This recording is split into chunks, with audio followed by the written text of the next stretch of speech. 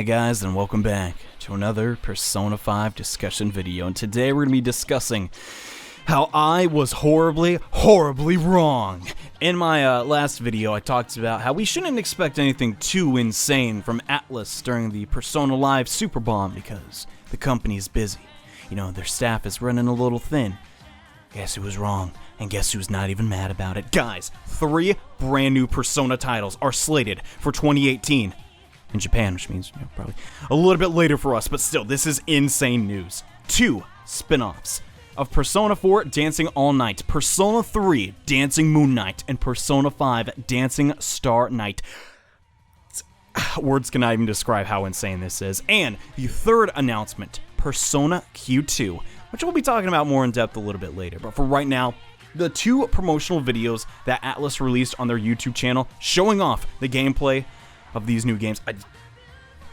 Words cannot even describe how happy I am to see this cast of Persona 3 and goddamn 1080p. I think this needs to be talked about. I know you guys probably fully understand, Persona 4. That's when a lot of people got into the series, and even more people understand Persona 5 and, kind of get what that's all about. But you don't understand how dire of a fan I am of Persona 3. It was my introduction into the series, and seeing these characters in 1080p busting a move, words cannot even describe how big a Persona 3 fanboy I am. It was my introduction to the series of Persona, and just goddamn, this trailer knocked it out of the park. Polonium Mall looks insane. I guess just Junpei's smile. Yukari's doing this JoJo thing. I don't know what's up with that, but god dang it, I love it. The soundtrack for Persona 3 is still my favorite out of any Atlus game ever. So you better believe I'm excited for a remix of this. But the main appeal here is Persona 5 Dancing Starlight. And honestly, I don't know which one I'm more excited for. In the short trailer, we see the main character, An, Ryuji, and Makoto all jamming out in Shibuya and Kamoshida's castle. Is that cognitive Shibuya and everyone's not looking at these insane dance moves from Ryuji? You gotta be kidding me. The songs here will be playing pretty much throughout the video. There's only short samples available at the moment, but God, I just gotta say, the games look absolutely phenomenal, and they're only going to look better. This is just the first PV of what I assume there's going to be many more, so I'm pumped about this. But that's not the only thing that was shown off during this major event. The biggest appeal was this locked chest that apparently they'd open up at the end of the Super Bomb, and yeah, Persona Q2 is a thing. Now let's just discuss this a little bit, because I just gotta calm down after seeing the main character of Persona 3 again after so many goddamn years. We currently have very little information about this game, other than that, well, we can speculate the Etrian Odyssey artist will most likely be reprising his role as the lead artist for this game instead of Soejima, and that it will be on the Nintendo 3DS. And apparently its name will not be Persona Q2. Yeah, this is apparently a tentative name, which begs the question, how similar will it be to the first one? The answer is we don't stinking know right now. So for right now, let's just take this little image of the main character who's been sort of Persona Q-ified and just tuck that away for a bit, because chances are this game is so early in development, we're not going to really hear a lot about it for, I don't know, a couple months actually. I'd wager like maybe 3+, but the second we do, I'm going to jump on that. But back to the dancing games. So a lot of people may be kind of bummed out, like, oh, I want a Persona 5 arena. God, I wanted something that wasn't a spin-off. Where's Persona 5 Unchained?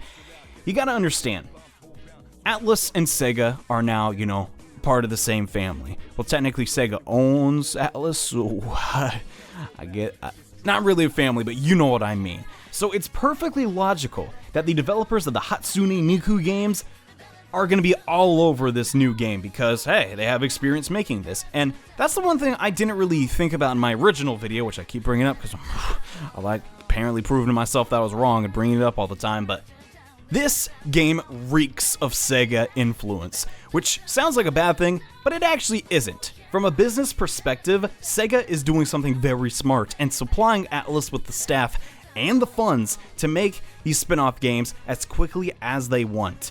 And I think that's truly a great thing because, as I said prior, Persona fans in Japan have had the game since September. Sure, even for myself, I'm still clearing through the game for my playthrough, but over in Japan, they've had the game for quite a bit, so they already want more content and more spin-offs and to continue the story of the base game. So I know there are some worried that, oh, this spin-off is coming out too quickly, it's going to stink. I do not think that at all. Now, I was a major fan of Dancing All Night. I played it a lot. Like a lot. Every single flight, I was just playing Dancing All Night because it was a very well-made rhythm game. And I know rhythm games aren't for everybody, and that's okay. But god dang, you just gotta understand. These visuals on PS4, they even put the base Persona game to shame. I mean, just look at the main character.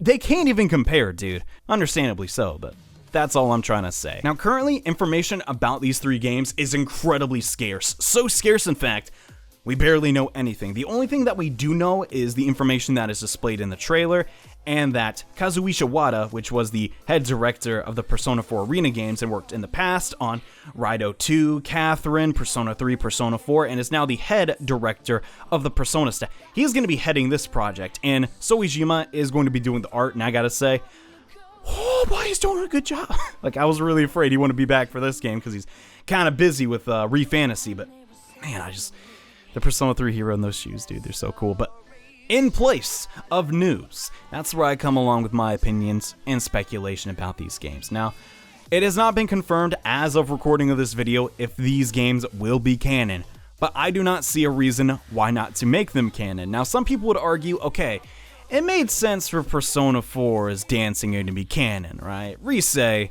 is a pop star. It's understandable that, eventually they'd, go down that path where we gotta fight the shadows with dancing. But with Persona 3, where the main characters are fighting against death, literally, it's kind of hard to justify a dancing game, but hey, shut up, just don't think about it. I know that's a really poor defense, but I don't see any harm in having a dancing game, even about such a serious game like Persona 3, because at the end of the day, it's just a game, and I don't know if it's going to have an in-depth story or, like, change the events of the game or retcon anything. I don't think Atlus would do that because Persona 3 is like their, child, and they really, really like it. They don't... Okay, the answer didn't happen, shut up. Usually, they do not do something stupid with Persona 3. In fact, they don't do stupid things ever, because it's Atlus. So, I have full confidence that the Persona 3 spinoff is gonna be ace. I at least hope so. As for the Persona 5 spinoff, I'm pretty sure it's gonna continue after the events of Persona 5. That would make sense. I could see that, Main characters come back. Oh yeah, I forgot my shoes. Oh wait, now we're in a dancing metaverse. Whoa! I don't even care. I'd play that because at the end of the day, a lot of people give the Persona spin-offs a lot of hate, and I think it's relatively unjustified. Sure, the rookie, scenario planners and writers and designers and all that stuff were working on those games, while the veterans were working on Persona 5, understandably. But at the same time, they're not the worst games ever made. I know there's a lot of criticism for Persona Q, and when people heard Persona Q2 is coming out, they're like, ugh, dude, I don't want to do this again.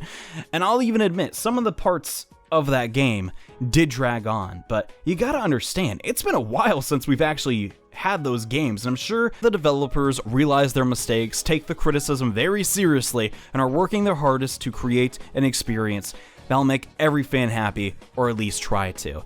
And you gotta understand, I really liked Persona 4 Dancing All Night, and it was a shame it was only on the Vita, so not a lot of people could play it, but god dang, that is actually a really solid game. Sure, it doesn't have a million features, and the song list isn't gigantic because it only took from, the songs in Persona 4, but still, man, it is a definitively good experience in my eyes. Now, I'm no rhythm game expert, but I really like this direction they're going down. By having a Persona 3 game and a Persona 5 game, I think that's actually pretty efficient because the resources are probably most likely going to be the same. It's like making a Pokemon game, except now we have Persona 3 version and Persona 4. Wait, they are literally just Pokemon. Oh my god. Persona 3 Moonlight version and Persona 5 Starlight. That's kind of cool. I like it. They're even blue and red. That's neat. But back on topic. I don't know if you guys can tell, I'm really pumped about this, incredibly optimistic, because love it or hate it, Persona 4 Dancing All Night actually had a pretty enjoyable story, whether you were, really invested in it or laughing at it. At least it was something interesting for us to enjoy, and I think this is really smart on Atlus's side, just to, hey, we're making these games, they're gonna be dope, and just, god dang, Persona 4 Dancing All Night cannot even compare to these new animations and new visuals. Like, holy crud, like, it just honestly blows my mind. If you put, like, them next to each other, it's just kind of sad, actually, but let me know what you guys think. I wish there was a lot more to talk about other than the fact that the director will be a part of this game, but currently, that's all we know. Persona Q2, though, I do want to have a video talking a little more in-depth about what I would like for that game to do differently than its predecessor and what it might actually end up being and, my theories on that. But all in all, holy crud.